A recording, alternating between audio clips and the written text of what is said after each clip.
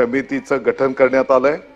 आणि साधारणपणे या समितीने ज्या काही शिफारसी सांगितलेल्या आहेत त्याच्यामध्ये शाळांच्या आवारामध्ये सीसीटीव्ही कॅमेरे अनिवार्य आहे, शाळेच्या परिसरामध्ये आणि बसमध्ये सुद्धा मुलांची जबाबदारी ही शाळेचीच राहील। पोलिसांमार्फत शाळेतील कर्मचाऱ्यांची चारित्र्याची पडताळणी करणे, मुलांना चांगला स्पर्श व वाईट स्पर्श, गुड टच बॅड टच यातला फरक ओळखायला शिकवणे, मुलांना सायबर गुन्ह्यांबद्दल जागरूक करणे, 1098 हा टोल फ्री हेल्पलाईन क्रमांक प्रमुख ठिकाणी प्रदर्शित करणे, मुलींच्या स्वच्छतागृहाजवळ महिला कर्मचाऱ्यांची नेमणूक करणे,